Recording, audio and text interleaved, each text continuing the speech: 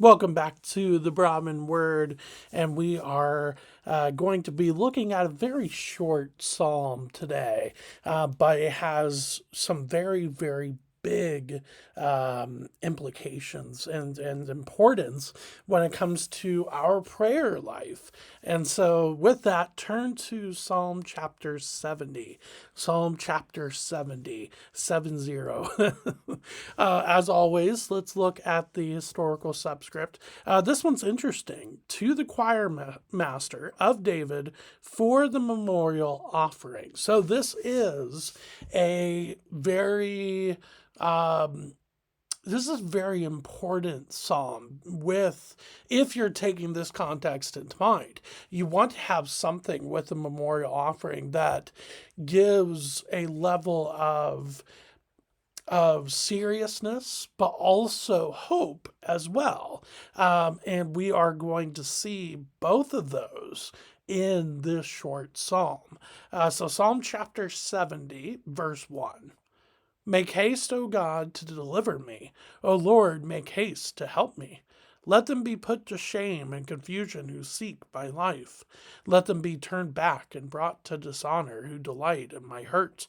Let them turn back because of their shame who say, Aha, aha. May all who seek you rejoice and be glad in you. May those who love your salvation say evermore, God is great. But I am poor and needy. Hasten to me, O God. You are my help and my deliverer. O Lord, do not delay.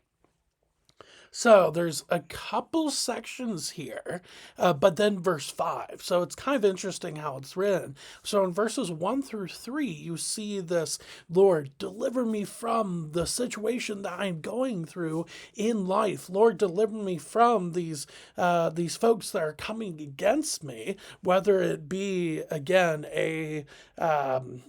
somebody that is wanting to attack you or attack or make fun of God by attacking you, whatever that might be, you are in a very, very difficult situation. You are asking God to deliver you from that situation, to help you through that situation, and that is exactly what's going on with verses 1 through 3.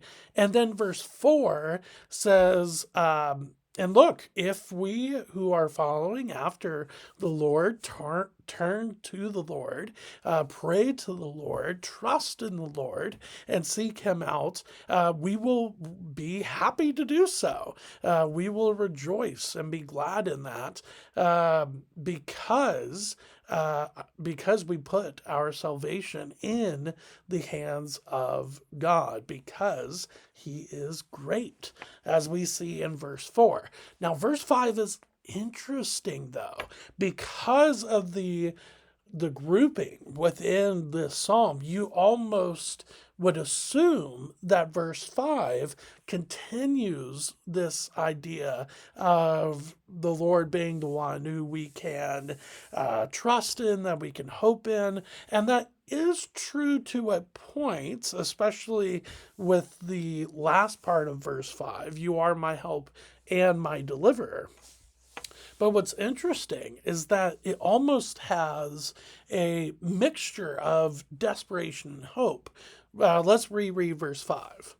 But I am poor and needy. Hasten to me, O God. You are my help and my deliverer. O Lord, do not delay. So again, there is a little bit of desperation here, but hope as well. So desperation, but I am poor and needy. Hasten to me, O God. You have that. And then at the end of verse 5, O Lord, do not delay. But then you have this hopeful statement, you being God, are my help and my deliverer. So it is kind of a mixture of the two. So, what does this teach us about prayer? And why is this such an important psalm to read?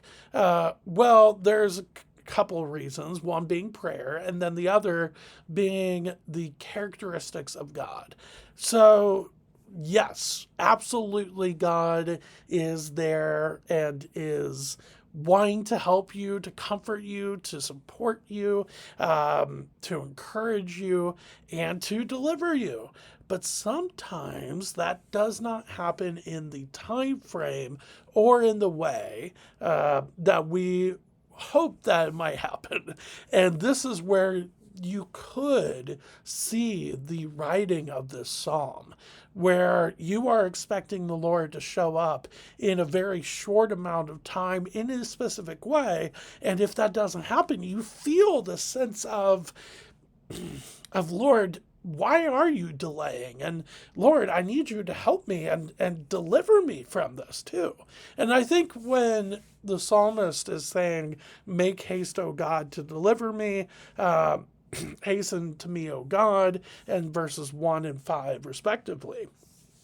I think those two, yes, there's desperation in the voice because of the situation that the psalmist is going through, but it's not desperation out of doubt. It's not desperation of, okay, I need to really just go not go crazy, but really show, hey, this is a super serious situation because I doubt the Lord is there for me. I don't see that based off of verse 4, based off of the sentence in verse 5, you are my help and my deliverer. I don't see that here. And even then, even in these statements, make haste, O God, to deliver me, O Lord, make haste to help me, it's still showing that the psalmist is trusting in the Lord. He's just basically showing that this situation has gone very, very bad and he needs the Lord to step in. And so I think that is one thing that I want to make crystal clear about this. But don't get me wrong, when you're going through those situations, we want the Lord to step in our timing, in what the timing that we think is best and the way that we think is best. And that's just not the case. And that's a very hard lesson to learn. Second is prayer. Absolutely. When you are praying to the Lord, there is definitely a place and a time to be super serious and to pray through, your adoration, confession, thanksgiving, and then supplication or the asking of God things. But sometimes I really do love this when it comes to prayer. Sometimes we just have to cry out to the Lord, what's going on?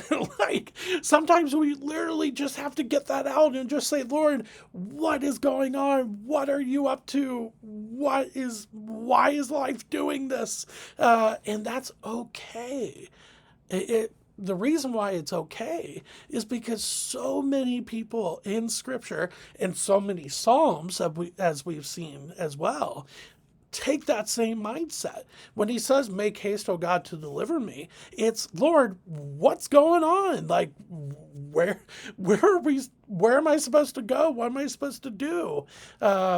I think that is absolutely fine to do. And I know we've already looked at some Psalms and talked about this, but it is absolutely okay to cry out to the Lord and say, Lord, what is going on? That is not the same as, Lord, because I don't trust in you, I'm going to ask you what's going on because I don't think you're in control. That's something totally different. Whereas here with the psalmist, Lord, yes, I trust in you, and yes, I know you're in control, but this is a hard situation. I would love to know. I would love to know what's going on. I think that is really what we see here, and that's how we should go about in prayer as well. So I think that is a really, really good lesson to learn from the psalmist here in Psalm chapter 70. So with that being said, thanks for spending a little bit of time here with me today. I will see you next week as we continue to go through more of the Psalms. I will see you then. Thanks.